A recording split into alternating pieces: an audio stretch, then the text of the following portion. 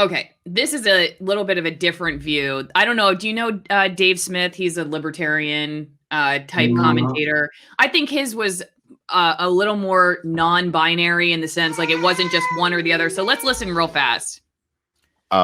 So anyway, Fidel Castro is a really evil guy. I mean, he's a communist dictator. Comes along with everything you would expect a communist dictator to have.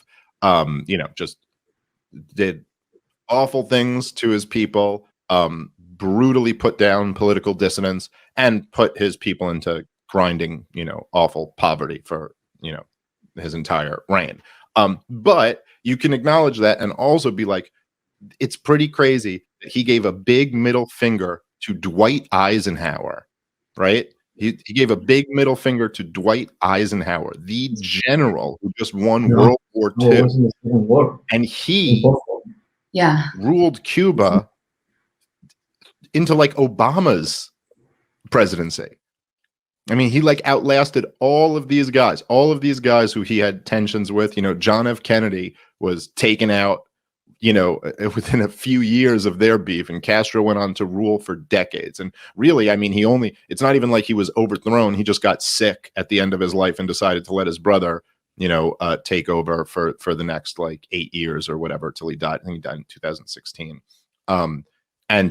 So anyway, that in itself is an interesting story. And there's all types of like lessons and things that you can, think about from the history of the Cuban-U.S. relations. And anyway, I just, for this episode, I'm not, as usual, I'm not the expert in any of this shit. I'm not a historian. I'm just a shit talking comedian. But I think there's, like my goal is just to kind of like introduce some of these ideas, maybe encourage you to go read some of the. Okay, but I'll speed it up just a little so people kind of understand. So what his video was called "How Cuba Gave the USA a Middle Finger," and he was like, "Yes, communism sucks," and as you heard him say, named all those things. But one of the reasons we've been in this kind of it's become the way it has is that Cuba was able to resist U.S. imperialism. And so there's this that sort of has been an undercurrent in the relationship, and I think as a libertarian concerned about the U.S. wanting to intervene there, take over there, regime change there, all that stuff. I believe I just heard somebody like I think it was the Miami. I'll bring it up later, but I believe the Miami mayor has said something about airstrikes. But I got to check that out. I'm just curious, so he's like, so you can both think that what's happening to with the government there has been repressive, and also know that part of the undercurrent of the way we talk about Cuba in the United States and the way we've been trained to think about it is in some cases really is manipulated by this idea that Cuba was able to resist the U.S. government's efforts over decades to have its will be done there. And so I'm just curious if you guys could respond to that. I would agree with him. I think that's the allure and the romantic notion that people have with Cuba is this tiny island that resisted the United States for so long. They know the United States. Yeah, and I think that's accurate. Yeah, and you know what, Allison, I just like to say that Cubans aren't a monolith. We're all individual human beings, just like Americans, and we have different opinions.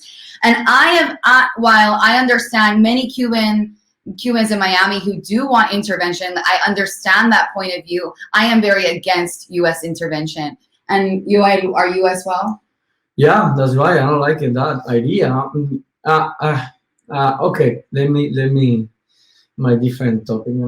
I don't like the idea, but I like the idea is necessary. Is the Cuban army going to the street? Okay, I support the intervention with that because the Cuban people don't have arms, have guns. Yeah. That's the problem. Now this is not necessary. We have another arm. We have politics. We have business. We have different things. How you can do it? You fight the Cuban government. He says there's different ways. Not really armed now. Yeah, there's different ways to fight against the Cuban government. It doesn't have to be arms. It can be business or stuff like that. you know, I really sad. Es que estoy bastante triste porque hoy no tiene nada que ver con esto, pero me acuerdo siempre, tú sabes, cuando íbamos a grabar o preguntarle a una gente algo sencillo, ¿te acuerdas, McDonald's? Ajá. ¿Qué hacía la gente? No. Y te das cuenta cómo la televisión cubana ha trabajado tan bien, pero tan a la perfección, que la gente tenga un temor gigante hasta un celular. Por solamente decir McDonald's, y no conocen McDonald's, solamente es una hamburguesa. Y piensan que es contrarrevolución. Y eso... When we were living in Cuba, we used to do content, and he's just saying that we did a content if Cubans would like to see McDonald's on the island, like a foreign, you know, and most people that we tried to talk to were very scared of even being on camera and saying their opinion about something that had to do with America, right? Because it's American imperialism. And I mean, the people that we did get on camera would love to have McDonald's and try McDonald's. But he's just saying, he was just relating that point with this whole notion that people are so scared of US intervention, right? And so that's the sentiment that the government is using right now in Cuba, that look at what they're gonna do to us. They're gonna start bombing us. Because most people on the island would not like the United States intervention. They understand that things need to change, but America coming in and doing it for them is something that I think the sentiment that we have heard on the ground is no. Although there are some Cubans that are crying out for military intervention on the island, but most people I think would say no. That's really sad. Okay, one other comment I wanted to show from somebody. Okay. This person said that they had heard it is only the upper middle class and aristocrats that support regime change. Mrs. Morrow, I would appreciate further reporting of this matter. Cuba obviously has issues. As Westerners, we tend to say countries are corrupt or bad if they are poor. In reality, Cuba is the most advanced country on the Western Hemisphere in terms of effectively managing a nation state during a decades-long crisis. No other nation on this hemisphere has provided as much for its people as Cuba while going through constant economic warfare. I would like to tell whoever wrote that, if she's ever talked to marginalized groups in Cuba. Has she ever talked to a marginalized group in Cuba? Oh my God. Because this is what I'm having a really hard time with. What Americans or Westerners, as she's put it, Cuba's also a Western country, so fact number one. Oh my God. And the problem with Cuba, the problem with the data that comes from Cuba is it's very one-sided. So when Americans comment on what is happening in Cuba and they say things, ridiculous things like that, and they don't get the full picture because the full picture is not reported on.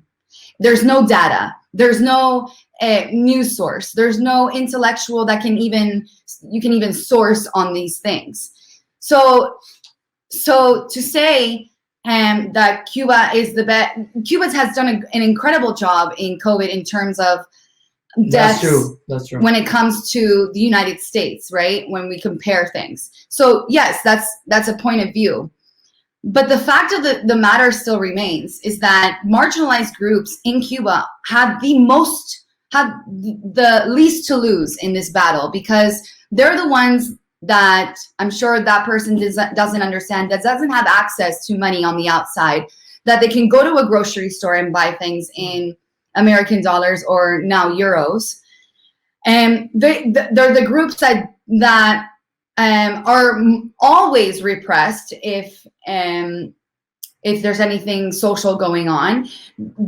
Afro-Cubans are the ones that started this whole thing. The most dissidents on the island, the most famous dissidents on the island are predominantly Afro-Cubans. So for her to just make this blanket statement that it's only the upper end class and the bourgeoisie class that are for this, no, it's not.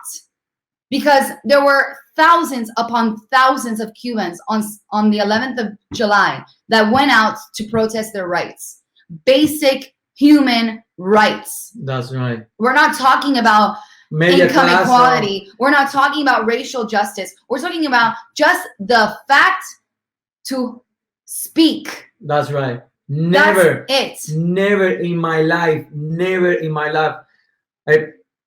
Ninguno de los que está ahí americano y de los que no saben nada de Cuba, nada, absolutamente cero saben de Cuba. Yo vine de un pensamiento comunista. Ella está presente. He came from a perspective that was communist before. Maybe 6-7 years ago. Y cuando estaba en La Habana viviendo, ella me enseñó a pensar diferente y abrir los ojos. Y La Habana misma, mi Habana, me abrió los ojos a decir, ¿qué es esto? ¿Dónde estoy? When he moved to Havana, because we're from like, our families are from the countryside. So when we went to Havana, it opened up his eyes to think differently about this whole race, income inequality. Because in Cuba, in Havana, there is a huge income disparity. I think people tend to think that Cuba, everyone is poor or everyone's equal. That is completely not true. And so, mira, para nosotros ver un mendigo en la calle, digo, en mi provincia, era muy raro. De hecho, y pedir dinero en Cuba era un delito. Era un delito, si en mi teenager era mal visto.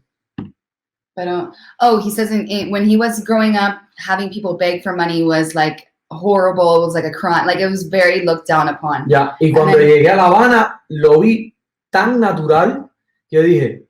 When he went in Havana, he saw it so natural, and he said, "What is this?" Que dónde estoy viviendo, esto es Cuba que me mostraba. But I would like to I would also like to point out that the upper and middle class in Cuba are very quiet right now.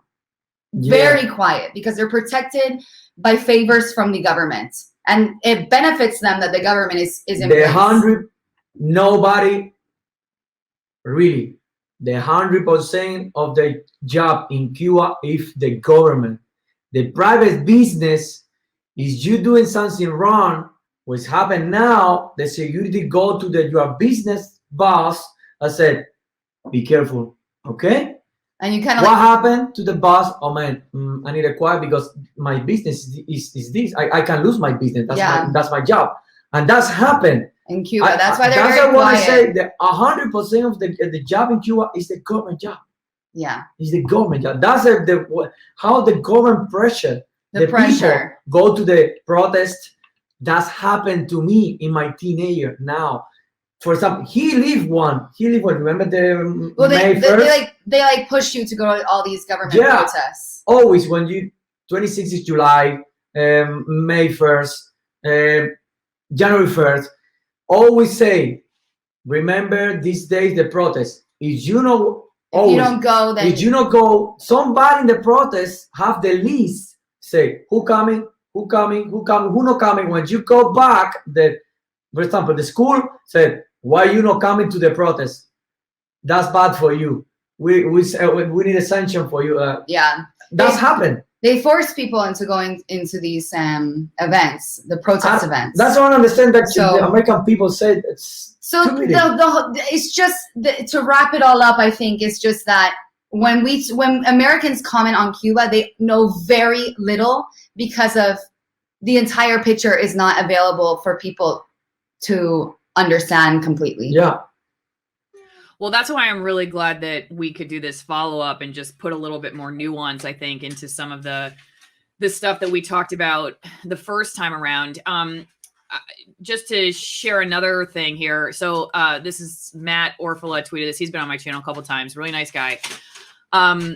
But so he's talking about it says the UN Human Rights deleted this person's tweet. Twitter warning you about viewing this account.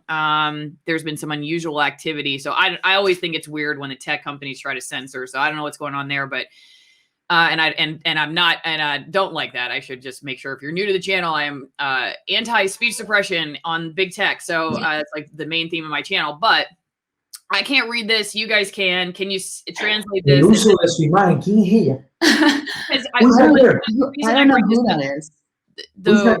Who uses your emails? But you are crazy. She's nobody. No, let me translate it for them.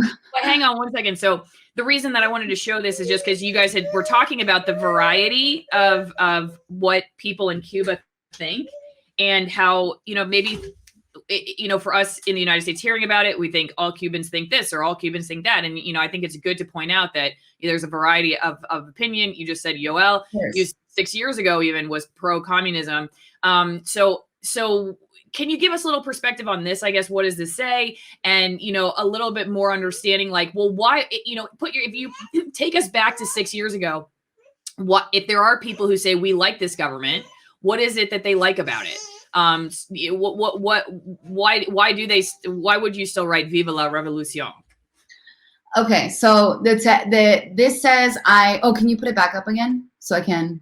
Okay, I energetically denounce the use of and the manipulation of my image as a symbol of the protest of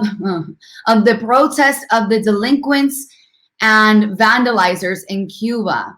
Somos continuidad is like saying, like, we're continuing the revolution. That's the government propaganda. That's the government propaganda. Somos continuidad. That's the government. So I'm not really sure what image she's referring to, because she's nobody. Betty Quesada is not anyone famous or anything. Nobody. I never knew in my life. In Cuba. So I'm not really sure what image she's talking about. But let's say in this hashtag, right? This is no more blockade or no more embargo, basically. Where's Chile? First. What does Abdallah mean? Where Chile? Abdallah, ¿qué es eso? Abdallah is the vacuum. The vaccine. No, Abdallah no is only vaccine. Abdallah is the poem to the Marty. Oh yeah, that's right. Okay, it's also a poem. And now it's vaccine. But I'm not really sure what that kind of means, but okay, so but she's asking you, ¿por qué la gente todavía cree en el comunismo? Mira. ¿Qué tiene esa opinión, honestamente? Yo honestamente he visto cosas, ya tú sabes, Cuba es un país bastante seguro. Comparación con lo que he visto yo en Estados Unidos, bastante seguro. Oh, he says that one point that I think he likes about communism is that Cuba is a very safe country, like very safe. No voy a decir comunismo, voy a decir que. Or the government, at least. The government,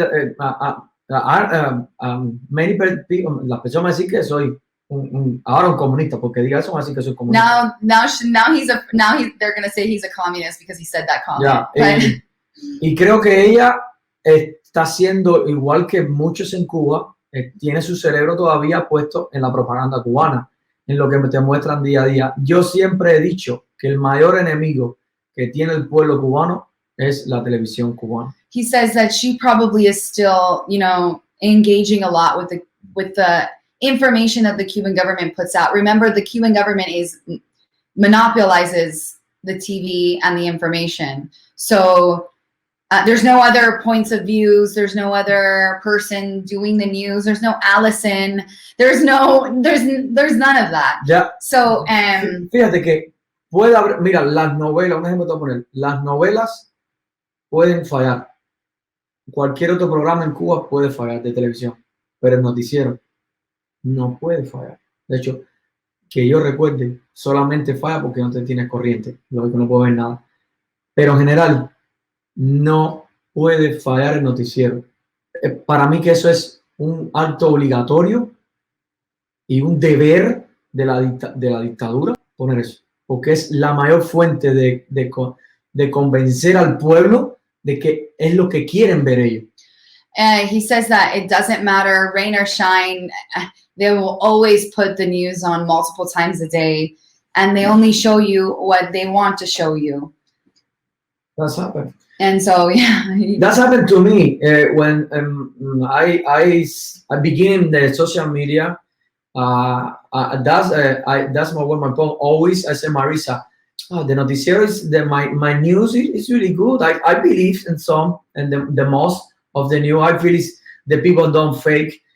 And one day she showed me through in one video how remember the video Ferrer? Yeah. She showed me the video Ferrer. I'm saying, Wow, that's true. There is a video of a Cuban dissident that they were, his name is Jose Daniel Ferrer. He's a very famous Cuban dissident. And he was doing a very peaceful protest with even flowers. And they arrested him, 30 minutes after the fact. It created some sort of international news. And on the news, they were just saying how he was paid by the CIA, how he was a delinquent, he was crazy, he was this, and there was that. And so there was a guy, an independent reporter in Miami, who took the entire segment of that in the Cuban TV and literally proved how they're manipulating images and text and like different things. It's very interesting to watch how they manipulate it. And so when he saw that, he was just like, wow. And the Yoel, the last one was Yoel, the musician, Cuban musician. Remember Yoel, when that guy in Latin reunion, in the news in Cuba, aplaudiendo cuando él dice, a Cuba se respeta, y él después muestra y dice, miren la realidad. Él dijo, a Cuba se respeta, y nadie aplaudió. Todos estaban caídos y dijeron que es una falta de respeto. Yeah. They vieron que lo aplaudieron, pusieron eso y digo, wow. They went to like the European Union to talk about Cuba, and Latin American, and they said in Cuba we get respect or something like that. And the Cuban, and if you see the actual footage, there's no applause. But in Cuba, they put a fake applause. So just different things like that. Okay, one more point here. So this is what I brought up earlier. Miami's mayor says the U.S. should consider airstrikes against Cuba. And I do think, this is, again, this kind of fuels the side that's like, see, this is what it's all about. It's all about, U.S. imperialism. It's all about U.S. intervention. And, I think there's fair concern. We brought this up earlier, fair concern about it being politicized. Actually, you, Marie, brought that up in our first video, saying that the left and the right use this, and maybe you could, respond to this, but also talk a little bit about that, about how, the Cuban problem gets politicized, not just, by like your average American citizen who has these thoughts about, pro-intervention or, the U.S. imperialist empire, but the actual like politicians who co-opt the situation to push one or another agenda. Yeah. I think I did talk about this last time. I knew that this was going to happen. The politicians are opportunists. I feel all politicians are opportunists, and especially in Cuban American politics, I knew that this was going to happen. They take whatever's going to happen they take what was happening in Cuba and they politicize it for their own benefit. So then now we have the mayor who is largely reacting to his constituents, right? And kind of feeding into that. And so, there's a lot of people that don't agree with airstrikes against Cuba. I mean, I understand why, as I said before, but you see, and then this headline gets taken to Cuba, and the same manipulation that we just talked about is being done in Cuba. And so they're saying like, oh my gosh, they're going to come, they're going to bomb our children. Right. They're going to, and it creates this like camaraderie for the government even more. And so, the right does this and the left is doing the opposite with this hands off Cuba thing. Y eso hace que el pueblo ya esté en contra del que está afuera. And that makes, no estás ayudando al pueblo, estás poniendo al pueblo a pensar ¿y para qué estoy saliendo? ¿Y si me van a meter bomba? ¿Y si yo muero? Y mucha gente piensa así. He says it's preventing people from even continuing to protest for their rights, because now they're scared that if they do that, the United States is going to come in and bomb them. So, right? Yeah. So it's like the help that they don't want. And many Cuban people don't understand that. Many Cuban people here inside the United States don't understand the point, because he's blind. Attack our people dying. They're just very emotional. Man, we need to be careful. We are emotional now. Yeah. We need to be careful. Somebody who I have really appreciated their perspective was a journalist for decades going to Cuba. I talked to him a couple days ago, and he said, one question actually he had for you two, and kind of to this point, is when it comes to that rah, we got to do something. attitude, what about the people who are actually on the ground who will suffer in the situation where there, you know, it is something like that? Like, it's very easy to quarterback from the United States, and Yes. you know, you have no consequence for yourself or your family if things take some kind of militaristic and violent path. And so, you know, while I would say, you know, he would be sympathetic to wanting exactly what you guys are talking about here, freedom of expression, all that stuff for the Cuban people, would also be very concerned that drive for intervention really doesn't take into account the actual people who are fighting for what you're talking about, for freedom of expression, how they could suffer in a situation like that. And that just isn't something that's often discussed or brought up as what would be a huge consequence of something like that. Yeah, I think it's impeding on the protests right now. I think it's impeding the ability for protesters to continue to go out there, because now it's not a question of Cubans asking for their own government to be heard. It's now a question of, is America going to attack us if we do go out and protest? And many people on the island that have been risking their lives. Remember, you know, this is risking your life to go, and your freedom, because they're going to get jailed, to go out there. And well, I lost my train of thought, but you know, that act, like, they're not doing it for the United States to come in. They're doing it for them. And now they're just going to be, you know, oh, well, if we go out, then the United States is going to come in. And that, I don't think that's necessarily what that's what they're trying to accomplish. But like I said, Allison, Cubans are not a monolith, and we have heard from Cubans on the island that they would like airstrike. They would like military intervention. But I think it's for me, the last option. For me, it's a very small percentage of them. The last option for me. Yeah, that's it. I don't like to say this, because many people here in the United States love the military intervention. But for me, now we need to wait and use it. I told you that another form to fight it is, you know, how si no derrotas así a la dictadura y sigue haciendo lo mismo, bueno, mira, vamos a hacer una intervención militar porque el pueblo no tiene armas. Y es verdad, no tiene armas. It's just their last resort, and no tiene armas. Yeah, and because people don't have arms. It's like Indians with the colonizers. Yeah. They're like shooting bows and arrows or little rocks, and the military has, you know, guns.